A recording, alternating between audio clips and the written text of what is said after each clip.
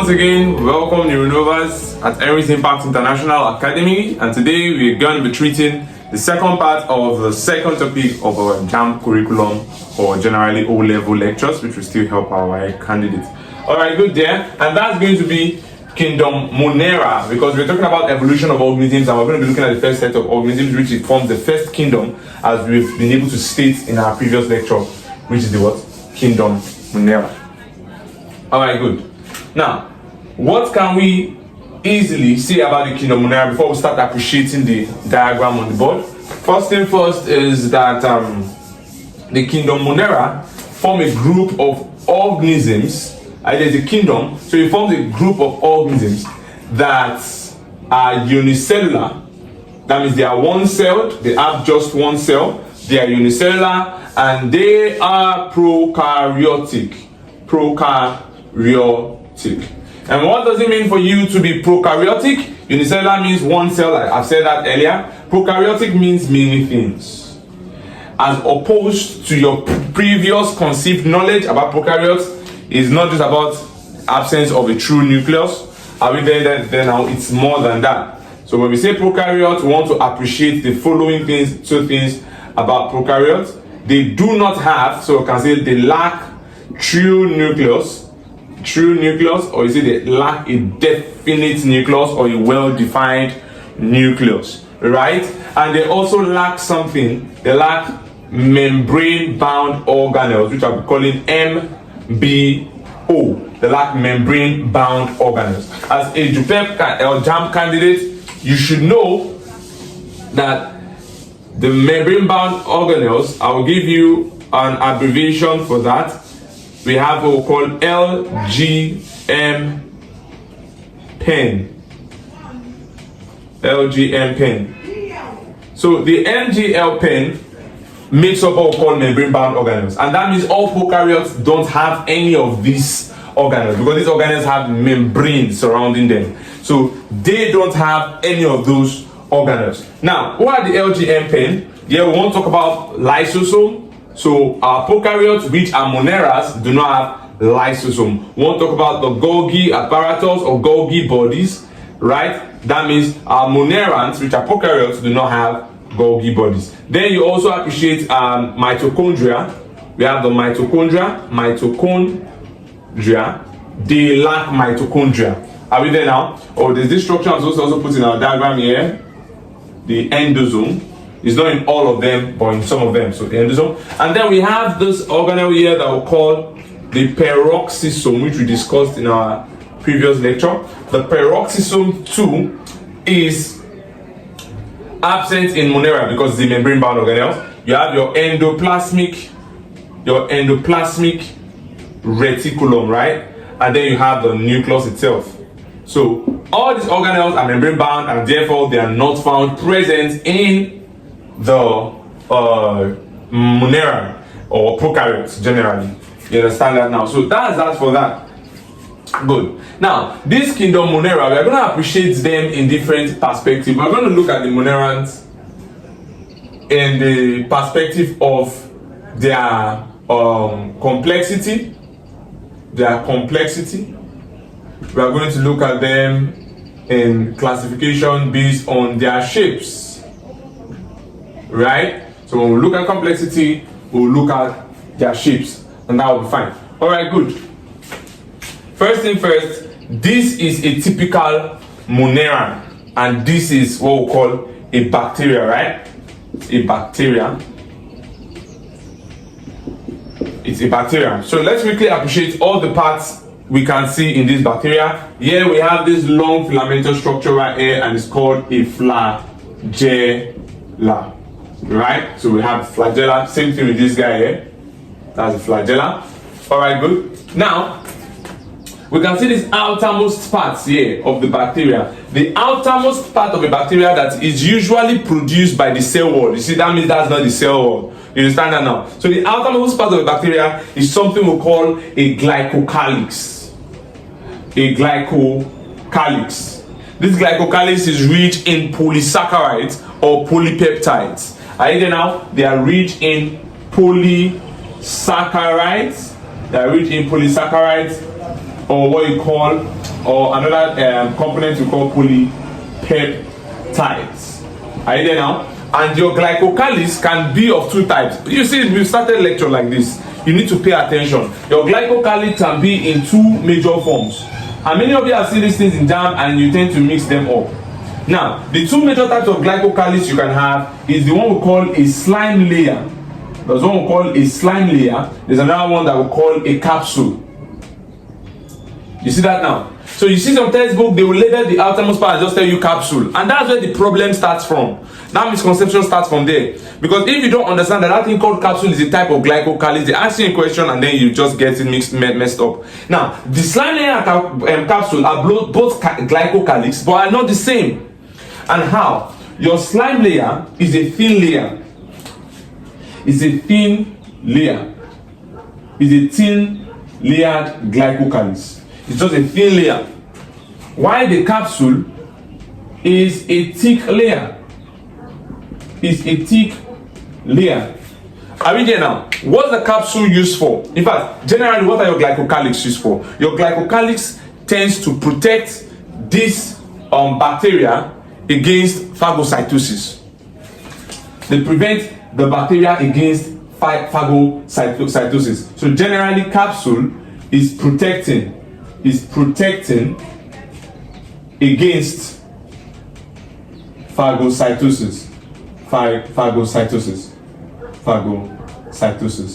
So that's where another cell tries to swallow up the bacterial cell. So the capsule tends to prevent that from happening. Now, another thing now, peculiar to the slime layer, that the slime layer also help the bacteria attach to surfaces. Are you there now? So that one is typical to the slime layer. It will help the bacteria to do what? Attach to surfaces. To help you to attach to surfaces. But the capsule will do more work. It will do more work in helping to provide resistance against antibiotics. So you take in antibiotics, the capsule can actually prevent the resistance against the antibiotic. That means your antibiotic might not work. Why do you want to kill the bacteria? The bacteria too wants to prevent itself from dying. You see that now? So that's what we mean by resistance. So your drug will not just work as it. But we'll get deeper into that as time goes on, especially in the JUPEB level lectures. Alright, good. Now, as a JAMB Biology, you need to know this. Good, and that's for your capsule, your glycocalyx generally. Now, on this outer layer there, you can see on the body of this capsule, coming from inside the cell wall, you have this embigations, all these filamentous projections or outlining that are thin hair-like structures, right? They look like hairs. They have names.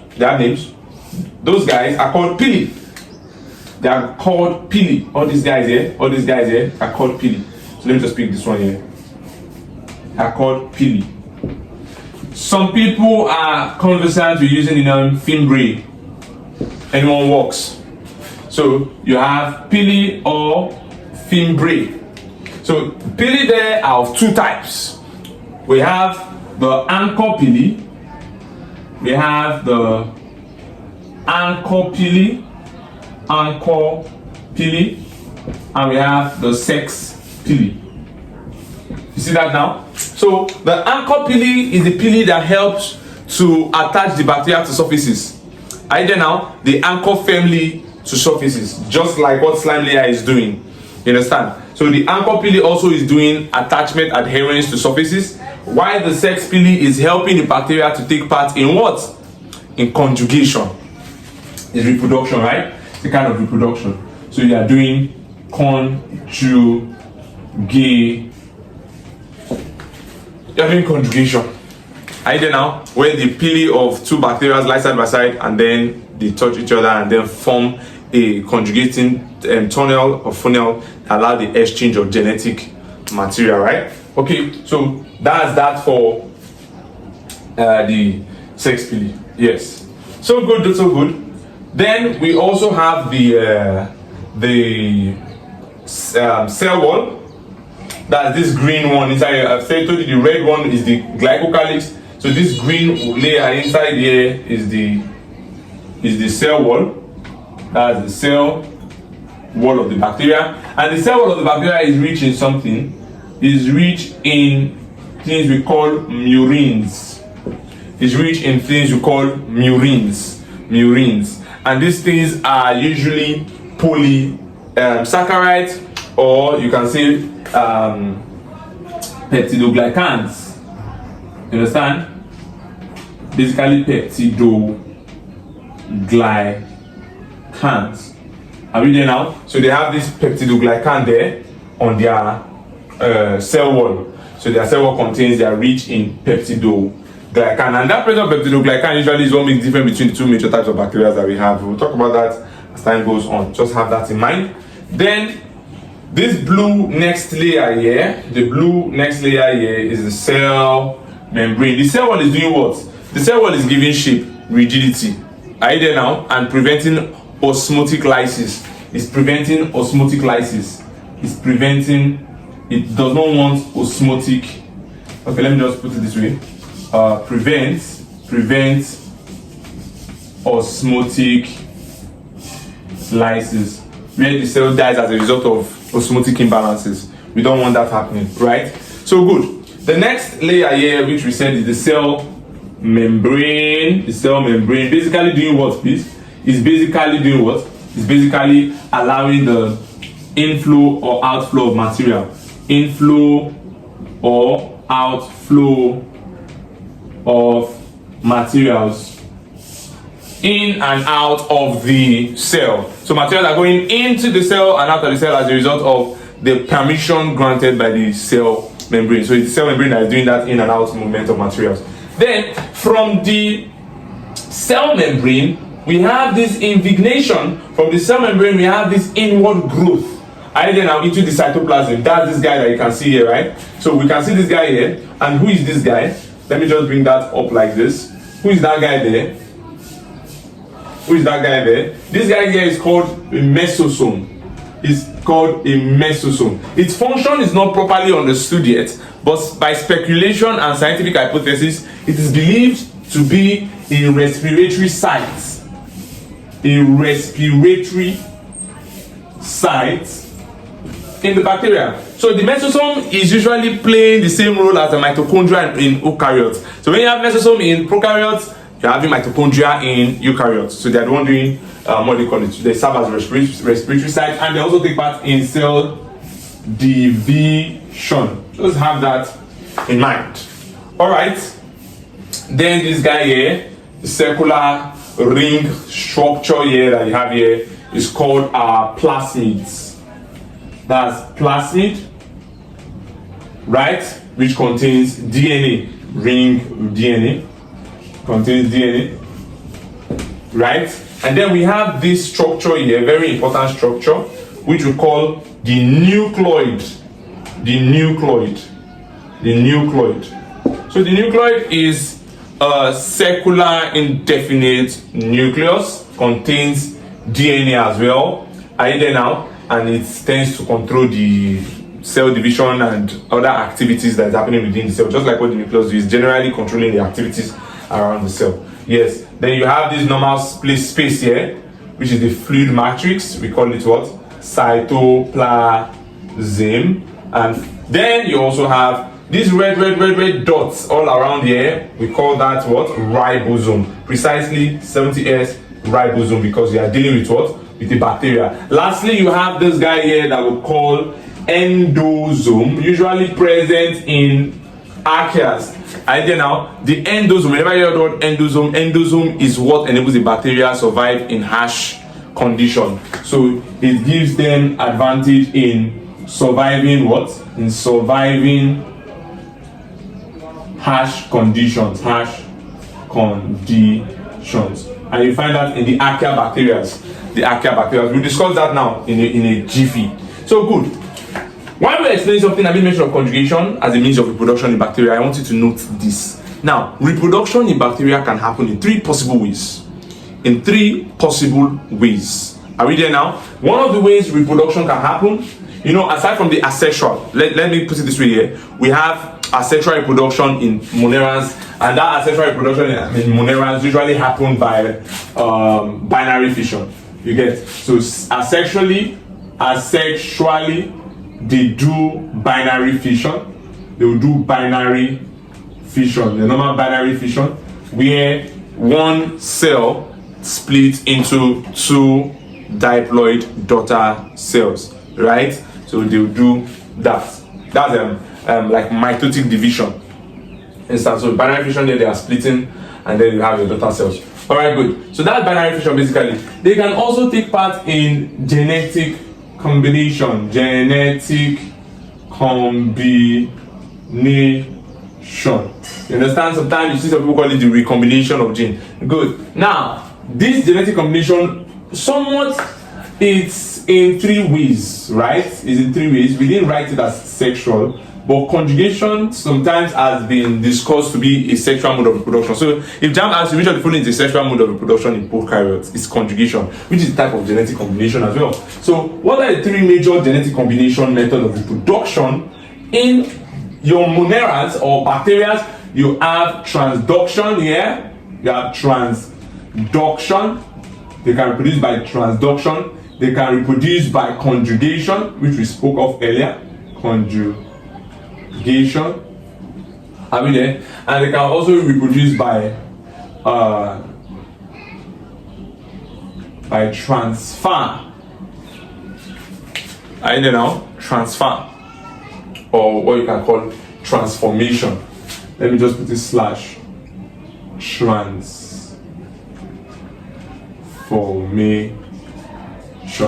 So in conjugation here, what's happening is that the pili lie side by side, join together. Maybe this one pili here of one bacteria and the other pili of another bacteria, and they join side by side, and then genetic materials are being transferred from the A category to the B, which is like the male-like kind of bacteria to the female-like kind of bacteria, and then there is formation of new organism or new genetic materials. There's formation of new genetic materials in the bacteria. So in transformation, there was just happening. You know, the first one you needed 2 bacterial cells.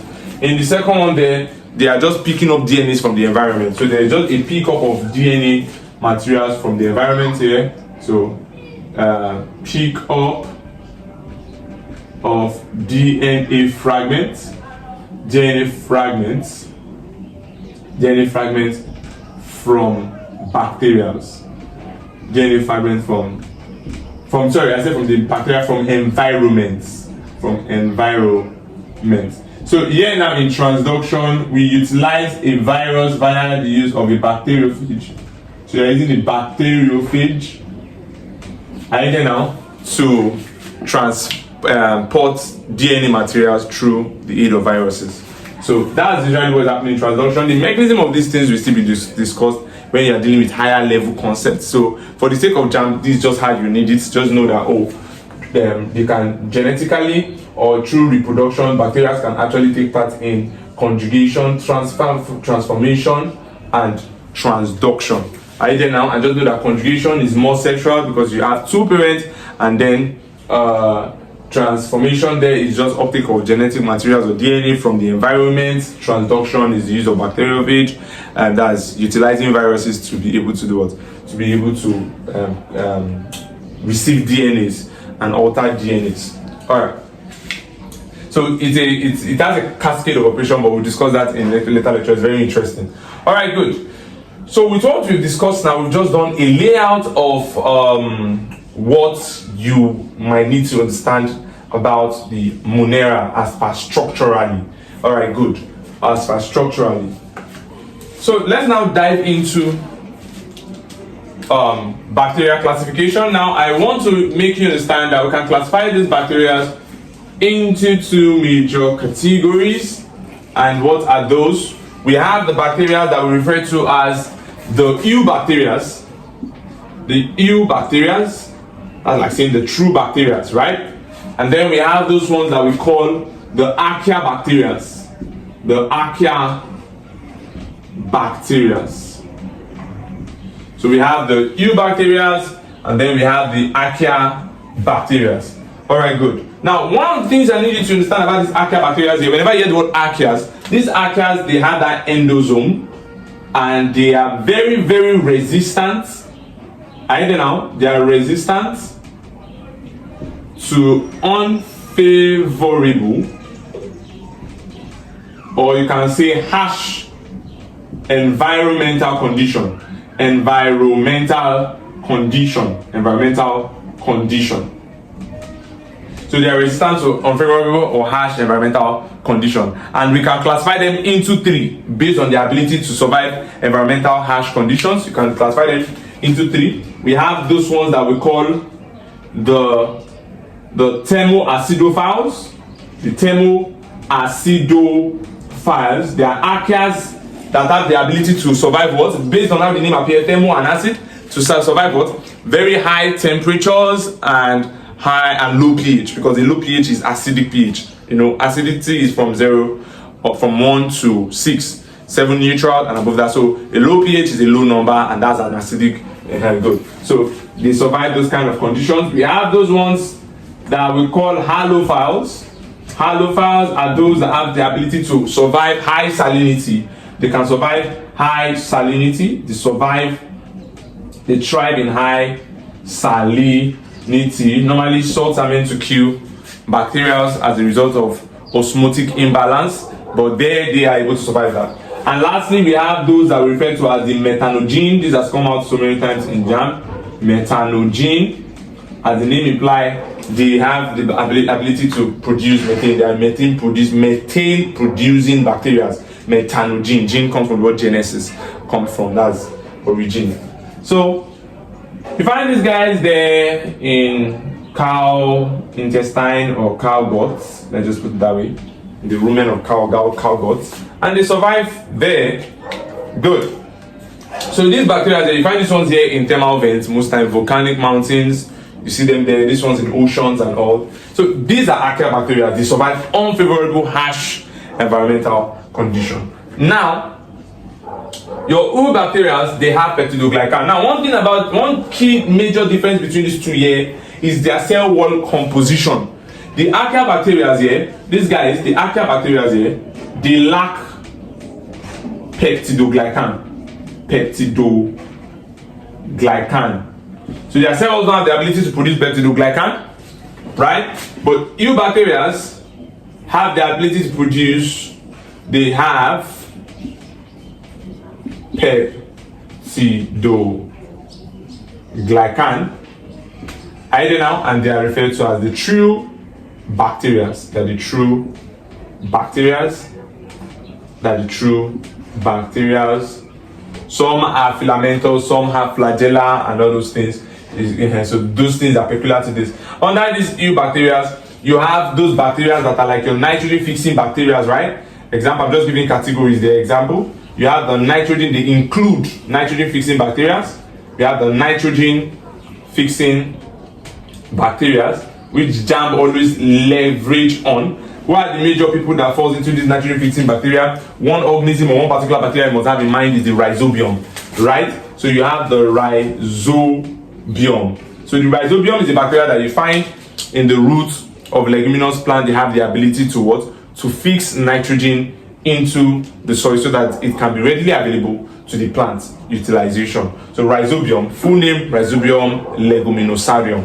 Now you also have the cyanobacteria, which you can see is even written here. Okay, they didn't write it as cyanobacteria, but you can see the blue-green algae are cyanobacteria. So you have the cyanobacteria, right? You have the cyanobacteria. That's another category. I'll just put it there. Cyanobacteria, you should know we're talking about the blue-green algae. Who are these people? These guys here are aquatic. They are aquatic, photosynthetic or chemosynthetic plants. Are you there now? So we have them aquatic, autotrophic plants. They can be photosynthetic. Because they are algae, or what? Chemosynthetic. They can be photosynthetic because they are algae, or what? or chemosynthetic. Or chemosynthetic. You see that now? Because we have a long range of these bacteria. Some of these bacteria include, when you talk about chemosynthetic cyanobacteria or blue-green algae, we are making mention of organisms like your nostoc. We have nostoc, which JAMB uses a lot. Other ones you might want to take note of is your oscillatoria. You have the oscillatoria, and you have the anaebena. These are bacteria that you should take note of that fall under the category of cyanobacteria. Then we have the pathogenic bacteria, usually utilized in the clinical world. So for those of you that are applying into medicine or any health-related medical course, you should be conversant with the parasitic bacteria as well. You understand what I'm saying now? And that's why JAMB tends to use these parasitic bacteria whenever they're setting questions. So you have the parasitic bacteria, which is another category of eubacteria. So we have this. So parasitic bacteria or pathogenic bacteria. Bacteria. So they have the ability to cause pathology. They have the ability to cause disease. And what are they? We are talking about your Escherichia coli. We are talking about the E. coli. You want to take note of the E. coli. You want to take note of the streptococcus. There are a wide range of them. You want to take note of the streptococcus. Okay, I was supposed to use red to write these examples for consistency's sake. So E. coli. Then we have streptococcus. We have a long range of them. Streptococcus. And then you also have Salmonella. And I believe this Salmonella is a very common one. That's one that causes typhoid, right? And they've asked that many times. Which you're following is the pathogenic cause for typhoid, and then you want to pick Salmonella typhi. And we have a lot of them, but for the sake of this lecture, we'll limit ourselves to this one. In our JUPEB lectures, for those that want to advance A-level lectures, we'll drop those videos later. We'll be expatiating more on these examples. You'll be seeing things like your aeruginosa, your fragilis, and all those things. But for the sake of JAMB, this is where we limit it to. All right, good. So these are the bacteria, and these are your archaea bacteria. Now, this is one of the ways you classify your bacteria. Another classification model we want to look at here is classifying bacteria based on their shape. We've discussed reproduction in bacteria already. We mentioned what? Asexual reproduction by binary fission. We mentioned what again? We mentioned by genetic recombination, where we talk about transformation, picking up DNA materials from the environment. We talk about transduction, utilizes bacteria and viruses to transfer their DNAs in the use of bacteriophage, right? Now, bacteriophage are not bacteria, right? Good. Your bacteriophage are what?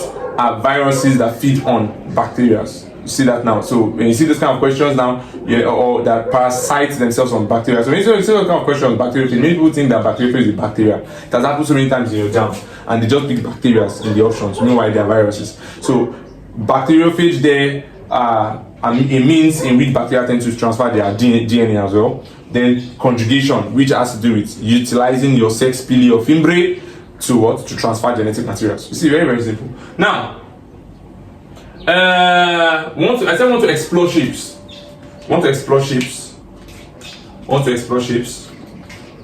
Shapes of the bacteria. Shapes, and I believe you are conversant with this one already, but there's somewhere in the shapes that I want you to take note of, because it's a misconception, and JAMB utilizes those misconceptions a lot, trust me. Now, under shapes, you have those bacteria that we refer to as the cocci. So people will call it coccus. We have those ones that we refer to as the bacillus or the bacilli. You have those ones that we refer to as the vibro. One common vibro is the Vibrio cholerae. Very, very common. And then you have this guy that you call the what? The Spirillinae. So one thing I want to take note of there is that it doesn't end in Spirillinae. I'll add one more. You will not see this one commonly anywhere, but you would have noticed, for those of you that have written JAMB before, some of you will testify you've seen where in your option you saw something they wrote spiral shit.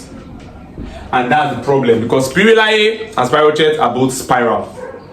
So you don't expect them to just ask you which of the following is a spiral bacteria. You see, they ask which of the following is a spiral, or maybe just a question, which of the following is a flexuous spiral bacteria. Now, they've made you understand that it is spiral, and your option are simple spirali, spirochetes, and other things. It becomes a point of confusion for you because you did not expose yourself to these discrepancies. Now, coccus simply are the spherical bacteria. Let's not waste time. They are the spherical bacteria. So they are round in shape, and they can exist like this in singles. They can exist in doubles. They can exist in fours, that's in quadrants. They can exist also as a thin, long, continuous chain, and they can also exist in clusters. You see that now? They can exist in 8, but that one is for advanced level. That 8 is called sesine, but we are not going there. Now, in this one now, all those coccus that exist in singles, you call those ones monococcus. You see it now, as the name implies, single, one, monococcus. Those ones that exist in 2, we call it diplococcus. Those are the diplococcus bacteria. The ones that exist in 4, you call them tetrads. The one that exists as a long continuous chain and the one that exists in cluster is where confusion also comes in. And I need you to pay attention. And JAMB has asked that question many times. Which of the following are long continuous chains of spherical bacteria? Now, when you say long continuous chain, those ones are strepto. But when they say cluster or a mass up, those ones are staphylo. So here now, this one is the strepto, long continuous chain, streptococcus, and this one here that is in clustered, you have it as staphylococcus. Don't worry, I'll be showing you where JAMB has asked this question in the past, from the past questions. We'll look at them from the past questions. As we're treating past questions here in Erin Impact International Academy, Nova Sciences, we will also explore future questions. Yes. So that's for the spherical bacteria. Are you there now? That's that for the spherical bacteria. Now we want to look at the bacillus. Your bacillus now are those bacteria that have what shape? They are what? They are simply rod-like. So you just have them like this. These are bacillus bacteria. They are rod-like bacteria, right? So that's that one for that one. In your vibro, the vibro bacteria are the comma-shaped.